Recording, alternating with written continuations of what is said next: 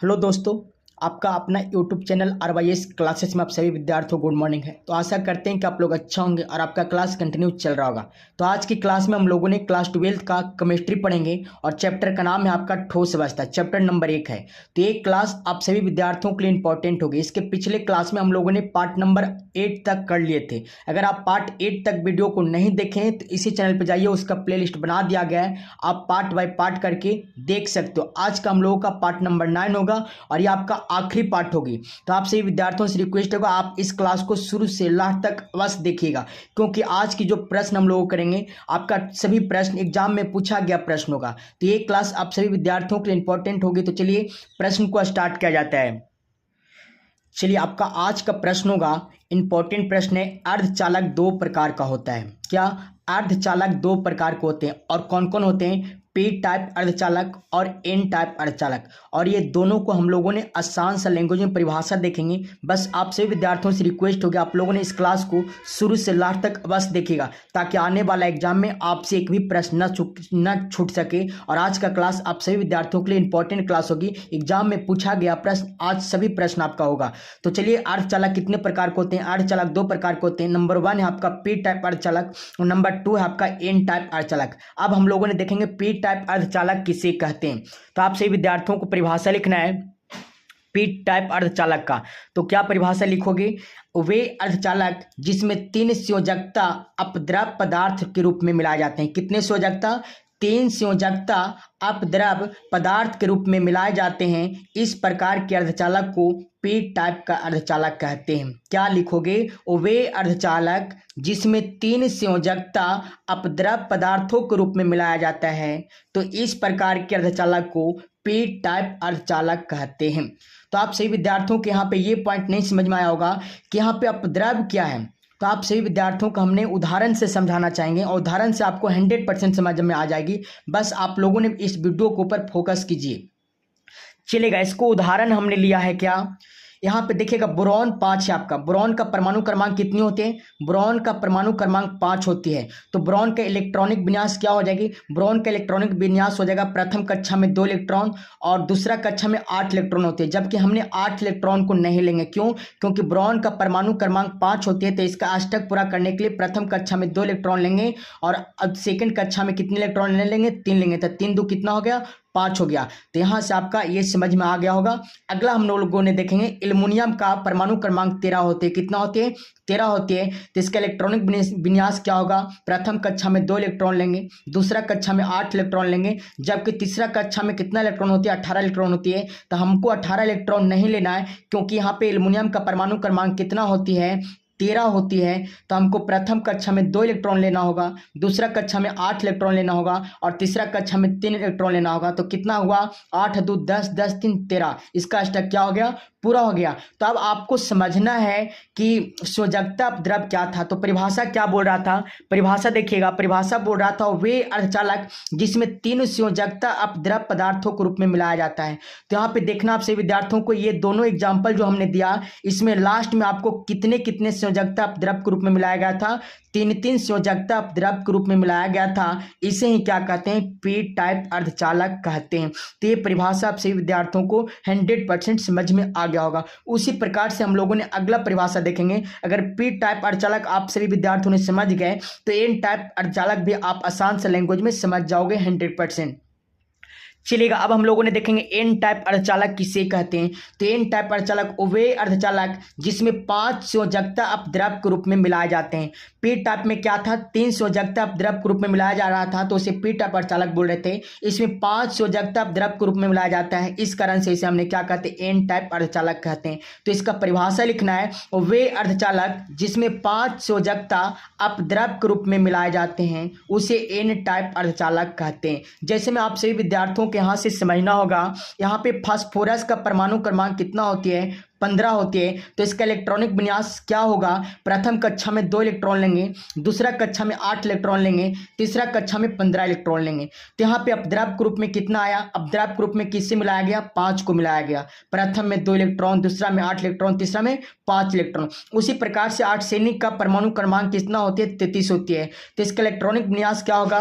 प्रथम कक्षा में 2 इलेक्ट्रॉन लेंगे, दूसरा कक्षा में 8 इलेक्ट्रॉन लेंगे, तीसरा कक्षा में 18 इलेक्ट्रॉन लेंगे और चौथा कक्षा में कितने इलेक्ट्रॉन लेंगे? 5 इलेक्ट्रॉन लेंगे।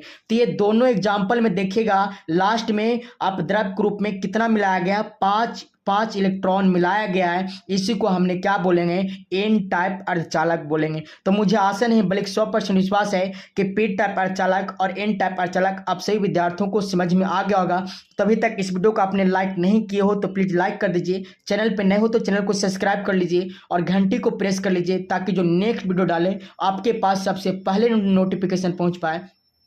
चलिएगा और इस वीडियो को भी शेयर कर दीजिए क्लास अच्छा लग रहा है तो। अब हम लोगों ने देखेंगे 3 इंपॉर्टेंट क्वेश्चन जो कि आपका एग्जाम में बार बार पूछ दिया जाता है। आप लोगों ने उस प्रश्न को कॉपी पर नोट कर लीजिएगा। ये प्रश्न आप सभी विद्यार्थियों को समझना है क्योंकि ये प्रश्न बहुत बार एग्जाम में पूछा गया है। सरल एकक कोष्ठका जिसे हम लोगों ने एचसीसी की संरचना दक्षता भी कहते हैं, संकुलन दक्षता भी कहते हैं। तो आप सभी विद्यार्थियों को समझना कि सरल एकक कोष्ठका की संकुलन दक्षता ये आपको प्रूफ करने के लिए एग्जाम में दे दिया जाएगा। तो सबसे पहले आपको इस तरह से फिगर पाड़ना है। ये आपका सरल एकक कोष्ठका संकुलन दक्षता की क्या है? आपका फिगर है। और इस फिगर में आपको ये जो आपका है ना, ये आपका एक घन का आकृति है। किसका आकृति है? घन का आकृति है। और घन के दोनों कोना पर 2 गोला है। घन के पहला कोना पर 1 गोला है और घन के दूसरे कोना पर 1 गोला है। तो घन के दोनों कोनों पर क्या स्थित है? गोला स्थित है। अब ये गोलों को पहला गोला का त्रिज्या आपका क्या है? r है। दूसरा गोला का त्रिज्या क्या है? आपका r है। अब आपको देखना है घन का कोष्ठका कोण a है। घन का कोष्ठका कोण यहां से यहां की भुजा को हम लोगों जो यहां से यहां घन की भुजा है उसे हम लोगों ने क्या मान लेंगे? a मान लेंगे। यहां से यहां घन की भुजा को हम लोगों ने क्या मान लेंगे? ए मान लेंगे। क्या मान लेंगे? ए मान लेंगे। अब आप लोगों को समझना है, सबसे पहले पॉइंट आपको लिखना है माना गोले का त्रिज्या r, माना गोले की त्रिज्या क्या है? r, तथा कोष्ठका की कोण क्या है? आपका कोष्ठका की कोण a है। गोले की त्रिज्या को क्या हमने माना? r माना। तो यहां से आपको समझना है a बराबर कोष्ठका की कोण a बराबर क्या आपको मानना है? a बराबर क्या हो जाएगी? पहला गोला का r, दूसरा गोला का r। तो a बराबर आपका a यहां से यहां का डिस्टेंस है ना, तो यहां से यहां के बीच में कितने r है? आपका एक r है, एक r है। तो a r मिलेगा तो कितने r बनेगा? 2r बनेगा। तो a बराबर r प्लस r। तो a बराबर क्या करेंगे? 2r करेंगे। क्या करेंगे? 2r।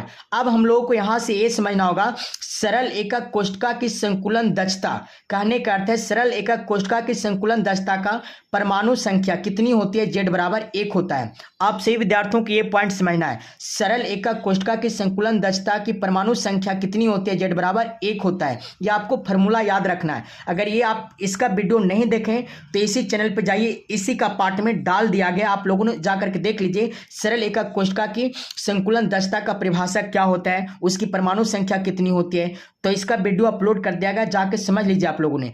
तो हमने बताया था पिछले क्लास में सरल एकक कोष्ठका की संकुलन दक्षता की परमाणु संख्या कितनी होती है? 1 होती है। यहां सब हम लोगों ने क्या करेंगे? संकुलन दक्षता बराबर फार्मूला लगाएंगे। क्या लगाएंगे? संकुलन दक्षता बराबर फार्मूला होता है जेड गुने गोले का आयतन बटा घन का आयतन गुने 100। क्या होता है? जेड गुने गोले का आयतन बटा घन का आयतन गुने 100। अब हम लोगों ने यहां से ये समझेंगे कि यहां से मान को हम लोगों ने क्या करेंगे? मान को धरेंगे। आप सभी विद्यार्थियों को समझना है जेड का मान कितना है? जेड का मान 1 है, तो जेड की जगह हमने 1 ले लेंगे। गोले का आयतन क्लास 10th में आपको मेंसुरेशन में पढ़ाया गया होगा 4/3 पाई आर क्यू होता है। क्या होता है? 4/3 पाई आर क्यू होता है। तो जेड का मान 1 लेना है, गोले का आयतन 4/3 पाई आर क्यू लेना है और घन का आयतन होता है भुजा क्यू। क्या? घन का आयतन होता है भुजा क्यू। तब भुजा आपका क्या था? भुजा आपका ये था, तो भुजा बराबर 1 कर लेंगे, 1 का क्यू गुने में क्या करेंगे? 100 करेंगे। अब हम लोगों ने 4 गुना 1 करेंगे तो क्या होगा? 4/3 पाई आर क्यू। भुजा का मान a है, तो a का मान यहाँ पे देखना है। a का मान आपका क्या है? यहाँ पे a का मान आपसे विद्यार्थियों को समझना है, a का मान आपका 2r है। कितना है? 2r है। तो हम लोगों ने यहाँ पे क्या कर लेंगे?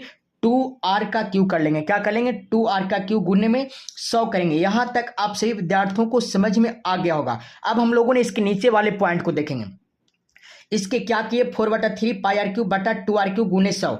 अब हम लोगों ने इसका निचला पॉइंट को समझेंगे, आप सभी विद्यार्थियों को समझना है। निचला पॉइंट क्या होगा 4/3 पाई आर क्यू, यहाँ पे 2r का क्यू है तो 2 का घन करेंगे तो क्या होगा आपका 2 का घन करेंगे तो 8 होगा, r का घन करेंगे तो क्या होगा आर क्यू गुने में क्या करेंगे 100। यहाँ पे आर क्यू से आर क्यू क्या हो जाएगी, आर क्यू से आर क्यू यहाँ पे कैंसिल हो जाएगा तो बच जाएगा हमको 4/3 पाई और बटा में क्या बच जाएगा 8, बटा में 8 गुने में क्या बचेगी 100। तो आप सभी विद्यार्थियों के यहाँ से समझना है ये पॉइंट समझना है। यहाँ पे क्या बचा 4/3 पाई बटा में 8 गुने में 100।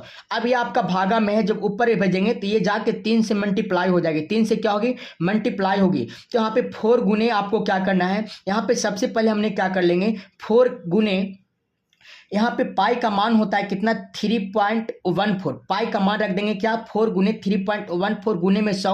अब बटा में ये क्या होगी 3 जाके इस 8 जाके इसमें गुना होगा तो बटा में 3 गुने क्या हो जाएगी, बटा में यहाँ पे आपको 3 गुना 8 हो जाएगा, कितना हो जाएगा समझिएगा, नहीं समझ में आया आप सभी विद्यार्थियों को समझना है। 4/3 पाई बटा में 8 था तो 8 ये भागा में है, ऊपर भेजेंगे तो ये 3 से जाके क्या हो जाएगी मल्टीप्लाई में, तो यहाँ पे 4 पाई हो जाएगा, क्या हो जाएगा 4 पाई गुने में 100 हो जाएगा, बटा में 3 गुने 8 होगा। तो पाई का मान हमने रखा 4 गुने पाई का मान 3.14 गुने 100 बटा 3 गुने 8। अब यहाँ पे कटेगा उसे काट देना है, 4 दूनी का क्या हो जाएगा 8, 2 मरतबे कट जाएगी। यहाँ पे बच गया 3.14 गुने में कितना 100, यहाँ पे बच गया कितना 2, यहाँ पे क्या बचा 3 और 2 बचा। तो आप सही विद्यार्थियों को समझना जब हमने इससे मल्टीप्लाई इसमें करेंगे दशमलव हटा के तो 314 आएगी, कितना आएगी 314 बटा में क्या हो जाएगा 6 हो जाएगा आपका, कितना 6।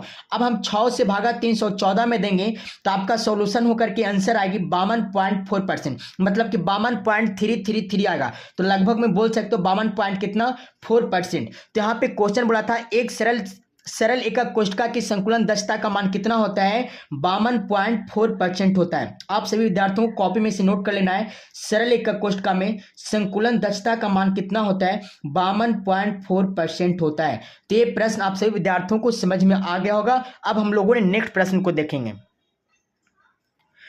अगला इंपॉर्टेंट क्वेश्चन है, बहुत बार एग्जाम में पूछा गया, फलक केंद्रित घनीय एकक कोष्ठका जिसे एफसीसी भी कहते हैं, क्या कहते हैं एफसीसी का संकुलन दक्षता।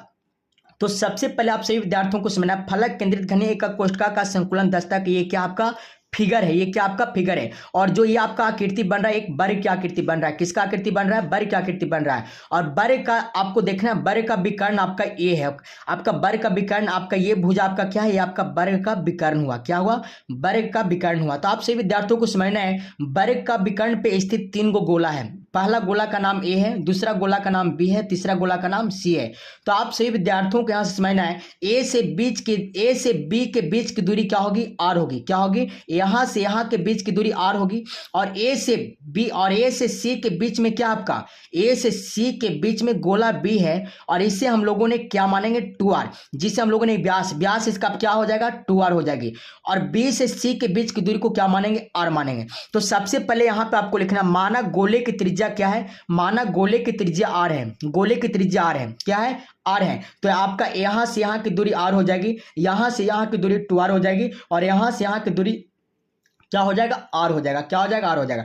तो माना गोले की त्रिज्या r है, वर्ग का विकर्ण यहाँ पे किसका विकर्ण बन रहा था वर्ग का विकर्ण, तो वर्ग का विकर्ण बराबर क्या हो जाएगा r प्लस में यहाँ से यहाँ की दूरी को r मानेंगे प्लस में यहाँ से यहाँ की दूरी को 2r मानेंगे प्लस में यहाँ से यहाँ की दूरी को हम लोग r मानेंगे, तो r plus 2r plus r। अब आपको पता है वर्ग का विकर्ण बराबर फॉर्मूला होता है √2 गुने भुजा, क्या होते हैं √2 गुने भुजा बराबर में r plus 2r plus r को जोड़ोगे तो कितना होगा 4r, तो √2 गुने भुजा बराबर क्या हो जाएगी 4r हो जाएगी। अब हम लोगों ने इसका नीचे पॉइंट समझेंगे। चलिए √2 गुने भुजा बराबर 4r, इसलिए भुजा बराबर क्या करेंगे ई गुना में है, राइट साइड भेजेंगे तो कोचिंग हो जाएगा भागम हो जाएगा, तो 4r/2 हो जाएगी, क्या 4r/√2 हो जाएगी। अब इसको हमने √2 को क्या करते हैं परमीकरण करते हैं, अंश और हर में √2 से क्या कर देते हैं भागा दे देते हैं। तो हो जाएगा यहाँ पे 4r/√2 गुने में √2 और भागा में √2, तब भुजा बराबर हो जाएगा यहाँ पे गुना करेंगे √2 से गुना 4r में करेंगे तो क्या हो जाएगा 4√2r हो जाएगी। अब बटा में √2 से गुना √2 में करेंगे तो क्या हो जाएगा 2 हो जाएगा। तो यहाँ से कटेगा आपका 2 दूनी 4। ऊपर में क्या हो गया आपका, ऊपर में आपका मान आ गया भुजा बराबर टू गुना √2r। क्या 2 गुना √2r शेष बचा। इसको समीकरण क्या मान लेंगे, समीकरण 1 मान लेंगे। अब आपको हम पढ़ाए थे इसके पिछले क्लास में, पिछले वाले वीडियो नहीं देखें तो आप लोग जा करके देखिएगा। फलक केंद्रित घनक एकक कोशिका का संकुलन दक्षता की परमाणु संख्या का मान कितना होता है, Z बराबर 4 होती है। आप लोगों ने याद कर लीजिएगा, फलक केंद्रित घनीय एकक कोशिका में परमाणु संख्या का मान कितना होता है, Z बराबर 4 होती है। कितना होती है, 4 होती है। तो यहाँ पे संकुलन दक्षता का फॉर्मूला लगाएंगे, Z गुने गोले का आयतन बटा घन का आयतन गुने में क्या लगाएंगे, 100 लगाएंगे। संकुलन दक्षता बराबर आप सभी विद्यार्थियों को फॉर्मूला लगाना है, Z गुने गोले का आयतन बटा घन का आयतन गुने में 100। तो चलेगा, Z का मान कितना आपका, Z का मान 4 है तो Z को हटाएंगे, 4 लगाएंगे। गोले का आयतन 4/3 पाई r क्यू होता है और घन का आयतन भुजा होता है। घन का आयतन क्या होती है, तो भुजा, तो भुजा का क्यू कर देंगे, भुजा का क्यू कर देंगे, गुने में 100 करेंगे। अब आप सही विद्यार्थियों को यहाँ से अगला पॉइंट को समझना है। यहाँ से अगला पॉइंट आपका क्या हो जाएगी, यहाँ पे देखना है 4 गुने 4 करेंगे तो क्या होगा, 4 × 16, 16/3 पाई r क्यू। क्या हो जाएगा, 16/16 पाई r क्यू बटा में 3 गुने में क्या करेंगे, 100 करेंगे। और भुजा का मान यहाँ पे देखिएगा, भुजा का मान आपका आया है, कितना आया, आप सभी विद्यार्थियों को समझना, भुजा का मान आया है कितना, 2√2r आया है। कितना, 2√2r आया है। तो हमने यहाँ पे क्या करेंगे, भुजा जो क्यू है, यहाँ पे भुजा को हटा के कर क्या करेंगे, भुजा को मान को रख देंगे। तो क्या होगा, 2√2r का क्यू गुने में क्या करेंगे, 100 करेंगे। अब आपसे विद्यार्थियों को समझना यहाँ से, क्या 16 पाई r क्यू बटा में आपका 3 गुने 16, 16 पाई r क्यू गुने में 100 बटा में क्या होगी, 3 होगी। आप यहाँ पे 2 का क्यू करेंगे तो 2 को 3 बार गुना करोगे तो कितना होगा, 8 होगा। और √2 को 3 बार गुना करोगे तो √2 गुना √2 गुना √, क्या होगा आपका 2√2 r क्यू हो जाएगी। क्या होगी, r क्यू। अब आप सभी विद्यार्थियों को यहाँ से समझना है, r से r क्या होगी, यहाँ पे r से r यहाँ पे कैंसिल हो जाएगी, r क्यू से r क्यू क्या होगा, कैंसिल हो जाएगा। बच जाएगा हमें 16 पाई गुने 100 बटा में 3, 8 गुने 2√2 बचेगा। क्या बचेगा, 8 गुने 2√2। अब हम लोगों ने क्या करेंगे, 16 पाई गुने 100 बटा में 3 गुने 16√2। क्या हो गया, 16 पाई गुने 100 3 गुने 16√2। 16 से 16 कैंसिल हो जाएगा, ऊपर में बच गया पाई गुने 100 बटा में 3 गुना √2 का मान होता है 1.41। क्या होता है, 1.41। तो √2 का यहाँ पे मान धर लिए। अब आपको क्या करना है, यहाँ पे आपको लिखना पाई का मान होता है 3.17। 3.17 गुने में 100 करेंगे बटा में 3 गुने 1.41। अब आपको पॉइंट से पॉइंट बराबर में क्या हो गया, अंश और हर में खत्म हो गया। तो 314 गुने 100 बटा में आ गया 3 गुने 141। अब हम 314 गुने 100 करेंगे तो 3100 क्या चलाएगा आपका, 31,000 की इकाई दाएं सैकड़ा हजार 10,000, 31,400 चलाएगी बटा में 141 गुना 3 करोगे तो 443 आ जाएगा। कितना चलाएगा, 443 चलाएगी। अब 443 से भागा 31,400 में देंगे तो यहाँ पे मान लगभग आ जाएगी 74%। तो आपको प्रश्न क्या बोला गया था, आपको प्रश्न बोला गया था सभी विद्यार्थियों के यहाँ से आपको प्रश्न पूछा गया था, फलक केंद्रित घनीय एकक कोशिका का संकुलन दक्षता का मान क्या होता है। तो फलक केंद्रित घनीय एकक कोशिका का संकुलन दक्षता का मान क्या आ गया, 74.4% आया। यही पॉइंट को आप सभी विद्यार्थियों को नोट कर देना है। तो मुझे आशा नहीं बल्कि 100% विश्वास है कि ये क्लास आप सभी विद्यार्थियों को अच्छा लगा होगा। तो अभी तक इस वीडियो को लाइक नहीं किए तो प्लीज लाइक कर दीजिए, चैनल पर नए हो तो चैनल को सब्सक्राइब कर दीजिए। आज का पार्ट आपका समाप्त हो गया। अब हम लोगों ने क्या करेंगे, क्लास 12 का एनसीईआरटी बुक में अगर आप देखते होंगे तो लास्ट चैप्टर के लास्ट में आपको देखने को मिलता है क्वेश्चन आंसर। क्या, क्वेश्चन आंसर। तो आपका चैप्टर समाप्त हो गई। अब हमने क्या कर लेंगे, लास्ट बुक के क्वेश्चन, चैप्टर के लास्ट में क्वेश्चन आंसर होती है उसे हम लोगों ने कर लेंगे, क्योंकि उससे बहुत सारे प्रश्न एग्जाम में पूछ दिए जाते हैं। तो क्लास आप सभी विद्यार्थियों के लिए इंपॉर्टेंट होगा। आज के लिए इतना ही, अब मिलते हैं हम लोग अगले पार्ट में।